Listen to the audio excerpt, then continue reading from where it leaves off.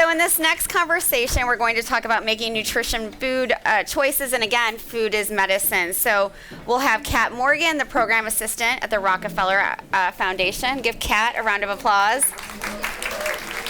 Jenny Du, the co-founder and SVP of operations at Apeel. Nice to see you, Jenny. Nishant Roy, the chief impact officer at Chobani. And I'm not sure if Chef Priyanka is here, but Chef Priyanka Naik is an NYC-based, thank you, and I've totally messed up her name, is an NYC-based sustainable chef and Food Network champion. Give her a round of applause. Glad to see you. I'm excited to talk to all of you. Thanks for being here. Kat, those earrings are everything. Everything. Thank you. And I want to start with you because you were recently talking with me and others on this panel about the right to health. And can you explain how that, the human right to health connects to the conversations around climate that we've been having? Absolutely. Yeah. So, of course, health is a human right. Food is also a human right. But in the United States, we don't have any sort of legally codified right to health. We have a legal right to health care, but not to health and well-being in and of its own. And so it's really interesting as there are implications of this all throughout the health system. When you think about concentrated animal feeding operations in environmental justice communities who have respiratory infections because they're inhaling ammonia. Right.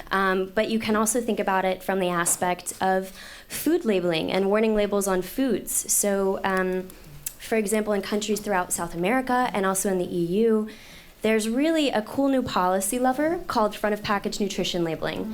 And it's really exciting for a lot of reasons, but one of which is because it's been shown to reduce childhood obesity, which is really great. And so the idea is you put warning labels on the front of highly processed foods, and these warning labels are supposed to educate consumers very quickly at a glance. So for example, in Mexico, if you go to buy a box of Frosted Flakes, there will be 3 octagons, black octagons on it, and it'll say high in sugar, and other products could be high in sodium, high in salt. And so what's so great about front of package nutrition labeling, and the reason it's been successful in other countries, is because they have a legally codified right to health, something that we don't have in the United States. But it's still really exciting because there are a lot of NGOs and think tanks and activists who are doing really good policy work, working with senators like Cory Booker, to try to push front of package nutrition labeling into law. And so it's one of those things where health is a human right, but we don't always protect it in the legal system, and it really requires a lot of creativity and cross-sector collaboration to push those things into law.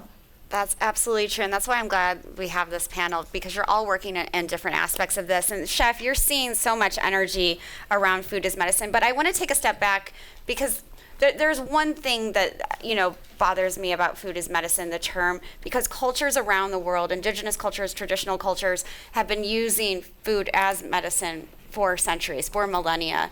Are we taking something away from those cultures when we sort of put food as medicine in this little box here in the United States that we put it in? Yeah, I think the one good thing that's coming out of kind of everything that's going on in terms of just recognizing the importance of nutrition and minimizing waste and using food as medicine is looking back to a lot of these ancient cultures that have been doing this for hundreds, if not centuries. I'm Indian, I'm first generation, so our food and kind of our thinking around health and medicine really stems from Ayurveda, which is using natural foods and spices and herbs as and using their healing properties as natural medications. And so when we were little, we would always, be annoyed if our mom or our grandma was like, drink this or do this, it'll help in this way. And some people always are like, oh, these are old wives' tale. But there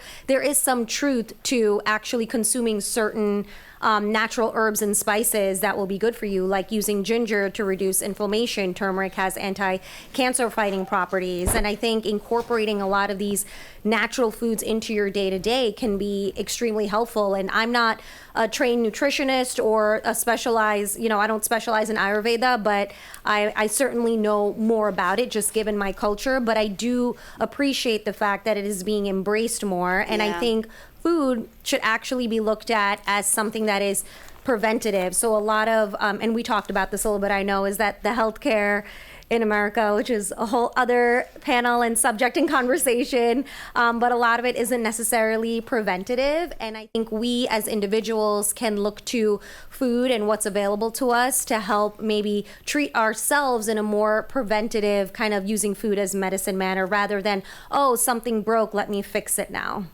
Thank you. It's important to center it in that way. So thank you for doing that. Nishant, Kat talked about the right to health, the right to food. Is there a right or a responsibility, let me put it this way, for businesses to really invest in those kinds of endeavors, these rights, these inalienable rights that we should all have as humans? Yeah, I mean, we at our core as a business, we've always felt that access to nutritious food is a human right. And we do it in the way we practice our business. You look at the food that we make, it's got to follow a very simple acronym for us. It's got to be DNNA. It's got to be first and foremost delicious. Otherwise, you'll never pick up our products. Right. It's got to be nutritious. It's got to be natural. And it's got to be accessible. And accessible not just in where you find it in the store, but also accessible from a price point perspective. Yeah. And I know when Hamdi had founded the business, if you looked at the yogurt category then, which was in 2005, the average amount of sugar inside the yogurt category was around 43 grams of sugar. And if you look at, that's like 13 sugar cubes if you just wanted a visual of that. And then if you look at the yogurt category today, the average amount of sugar in the category today is 15 grams. So dramatic decrease. Go Chobani. Go Chobani. I mean, the amount of market share that the business was able to gain over time forced a lot of the competitors to reformulate their products, which has led to more nutrient-dense products along the way. So I think business has this responsibility, and it can use its power and innovation and resources to really change categories. And Chobani, if you think about it, was just such a small actor where you have General Mills and Dannon and some of the other bigger folks that are out there that have like much bigger, deeper pockets. So to go against the big folks is a way you can go and tackle it. Yeah, I want to talk to you for just a second, maybe a minute, about your personal history, because like my board member Julie Cunin at Oatly, you have a very different background. Like business, going to Chobani was not like the first thing that you did. Yes. I have a very eclectic background. I actually started my professional career in the United States Air Force, and I deployed to Afghanistan and Iraq. Leave from there to... Thanks for your service. My true honor to go do it. I left there to go work for former President Clinton, and then left all of that to go join Goldman Sachs. And left Goldman Sachs to go work at the USDA, and then quickly my boss, who now runs the Rockefeller Foundation, ended up going to run USAID, and that's where I met Julie. And we worked a great deal on food systems and wanting to go and address food insecurity across the entire world. And we led this initiative called Feed the Future. Thank you for that. Gave me a really good insight as to some of the systemic issues that exist in food systems across the world. Thank you. Thanks for sharing your story. I love it. It's very it's all over the place, but then it all comes together too. It's amazing. Literally, with all of what Hamdi focuses on, which is wanting to deliver good food, better food for more people, and his big focus on wanting to go and hire more refugees into the supply chain. I didn't realize I was basically all of my life experiences that culminated into like one place. Exactly. Thank you for all of that. Jenny, Nishant talked about this, that we need to make food more accessible, obviously, and accessibility to healthy foods is paramount. You mentioned that we also have to think about the perishability of these really healthy food choices, and Apeel is trying to solve that problem of you want people to eat these fresh, healthy foods, but you don't want them to go to waste because you don't get to them in time. Absolutely. Yeah, when we got started, first of all, this is like my first job out of school, so I'm sort of like, oh my gosh, I got more to see. But it started off with the food waste problem and just becoming aware of that and thinking like, that's totally crazy. Like, why would we almost like so intensively extract from the earth only to throw so much of it away, and especially this really healthy fresh fruits and vegetables. So that's where we were first inspired, and then as soon as we started just getting more into food and ag, saw how being able to give more time to fresh produce that's just inherently seasonal and perishable could have so many other ripple effects. And so you kind of heard on the last panel just around diet-related disease, and it's only like 1 in 10 of us eat enough of our daily servings of fresh fruits and vegetables. just to kind of put that into perspective. Yeah. And so how do you actually make, we've talked about produce or product that's delicious for folks to actually want to enjoy. How can you have folks feel like they can bring it home, and maybe because it's viewed as more expensive, but is it really then going to last? And do those kinds of questions create barriers to whether or not folks then would want to actually consume this wonderful product that would actually be so much more additive from like a health and benefit perspective? Right. We also have a challenge with regards to almost like the diversity of fresh produce varieties that are available.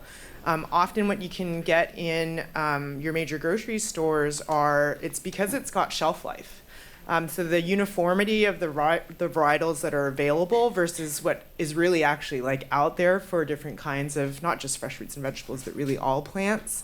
And so I think for us, that ability to say, like, I don't want necessarily, let's say, tomatoes that are harvested super green, didn't have the chance to develop their full profile on the vine, but it's because it's firm enough that it can actually ship and then change color and ripen along the way. And that's so different from being able to have had something fully mature and develop these different categories that don't have always that shelf life bred into them in some way, shape, or form, be actually, available and accessible and enjoyed by so many more people. Yeah. So for us, it started off as a food waste question, but it was almost like, what happens when you just give more time to fresh produce, and what are the potential impacts of that, and doing that in a way that uses plant-based materials and foods that are in what we already eat. You want the materials, the latest and greatest in your phones, but that's maybe not what you want on your food.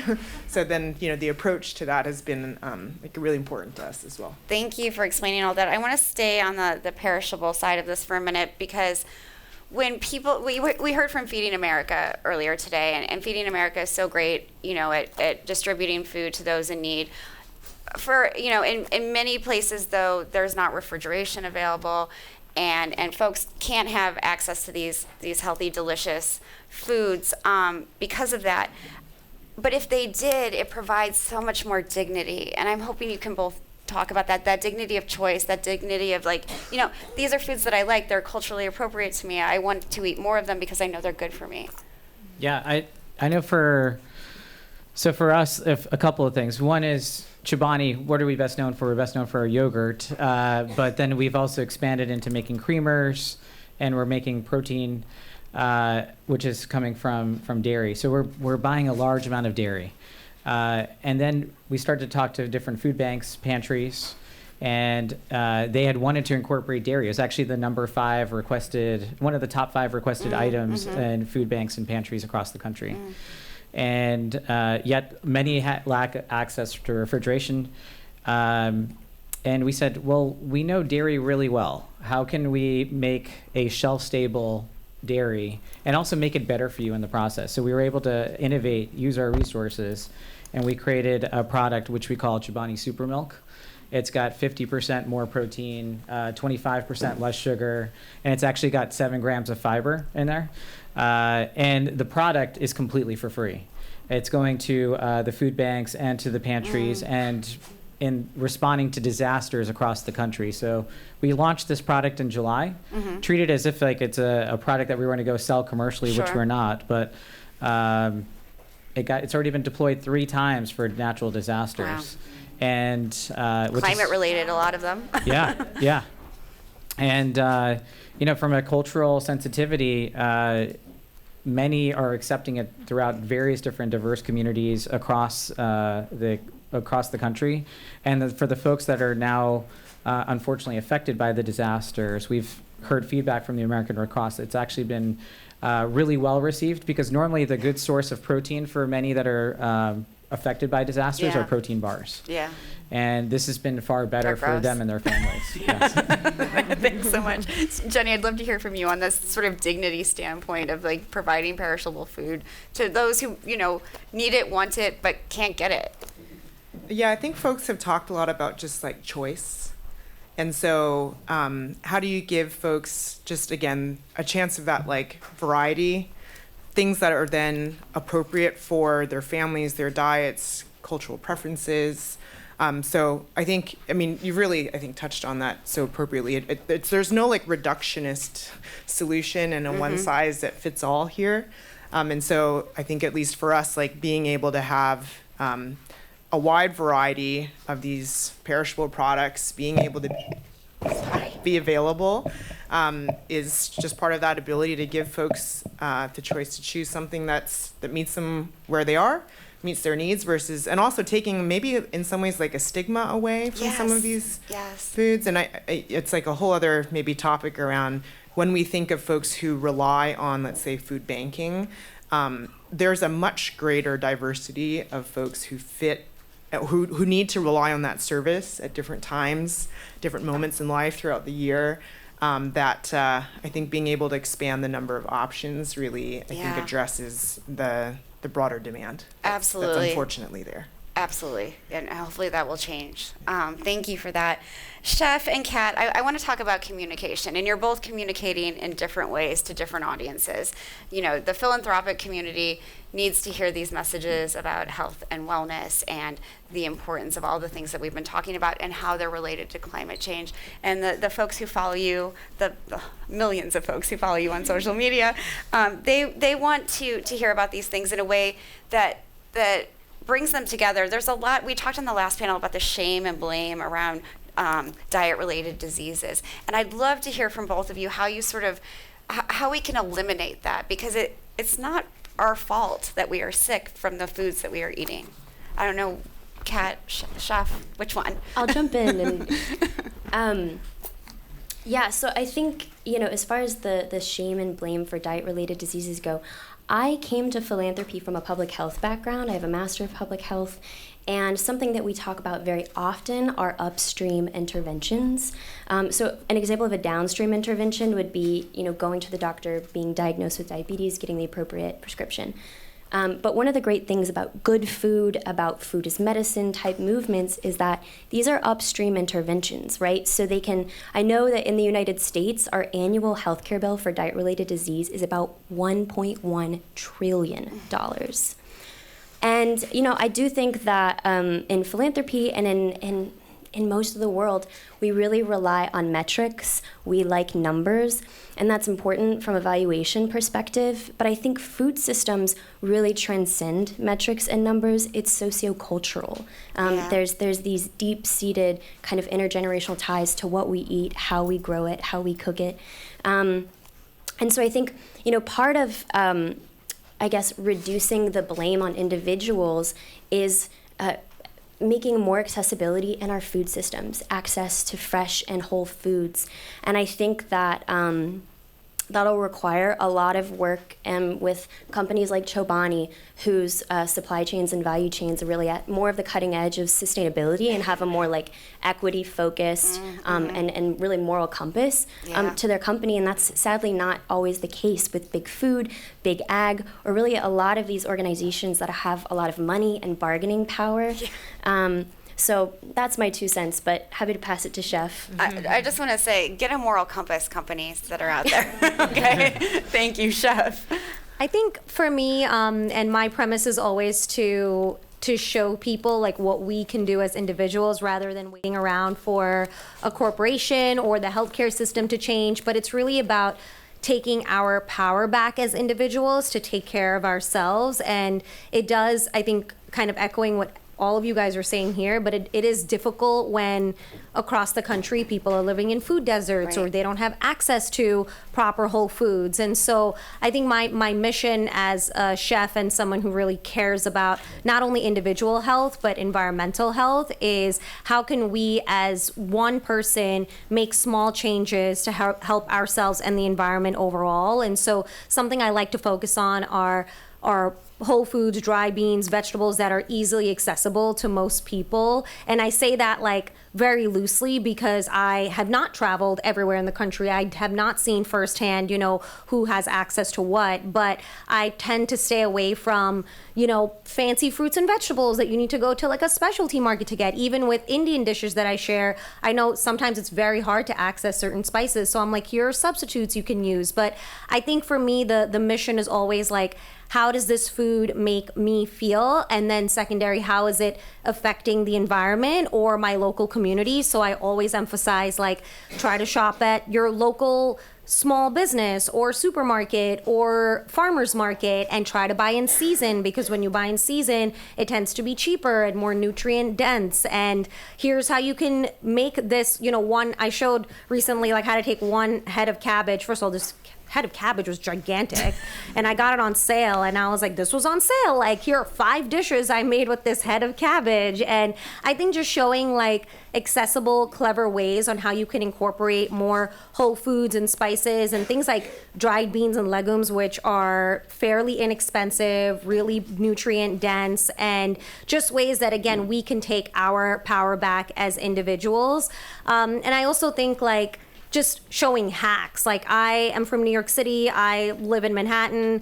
Simple things like, here's what I do to make it cheaper for myself and minimize waste. I'm gonna take watermelon rinds and make it into a jam or pickle it so I can preserve it. And I'm inadvertently saving myself money, eating something healthy, and then also saving this watermelon rind from ending up in the landfill. And yes, I'm one individual, I'm not gonna change the world, but I think if 500,000 of my followers see that and at least 1% of those people do the same thing, we can kind of collectively make a difference. So that's kind of what I essentially preach about, but I try to make it fun and accessible because I just think like if people feel like they're part of your community and feel like they're making a difference, then they'll be more inclined to maybe, again, take their power back as an individual. I love it. And we're sadly out of time, but the your power back as individuals, that's the call to action from this panel. Thank you all so much. Give them a round of applause. Thank you all so much. This was wonderful. Thank you. Thank you.